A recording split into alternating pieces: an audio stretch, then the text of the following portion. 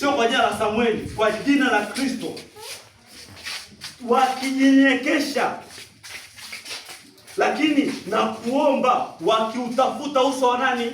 Uso wa Mungu, lakini wakiziacha njia zao mbaya.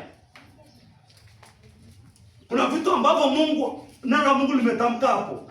Amesema kwa habari ya kujinyenyekesha, kwa habari ya kuomba, lakini kwa habari ya kutafuta uso wa Mungu. Haleluya.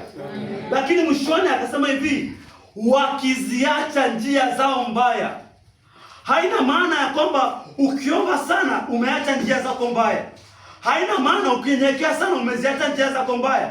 Unaweza ukafanya vyote hivyo, ukaomba, ukasali, ukanyenyekea, lakini bado hali ya uovu ikikaa ndani yako, Mungu hatasikia maombi yako, wala Mungu hawezi akaiponya nchi. Bwana Yesu atusaidie tuelewe. Haleluya. Kwa kuna maovu au kuna matokeo ambayo yanatokea kwenye nchi ni kwa sababu ya maovu yetu. Sawa, tunaomba sana, sawa, tunanyenyekea sana, sawa, tunaabudu sana, sawa, tunatoa sadaka sana, lakini tuliposhindwa kuziacha njia zetu mbaya, Mungu hakusikia maombi yetu. Haleluya. Haleluya. Kwa kuna ghadhabu ambazo zinatokea kwenye nchi, kuna njaa inatokea kwenye nchi, si kwa sababu tu tunaomba, ni kwa sababu ya matokeo ya uovu wetu. Mnanielewa watumishi? Haleluya. Sikiliza, maandiko yanasema hivi, Mungu hasikilizi maombi ya watenda dhambi.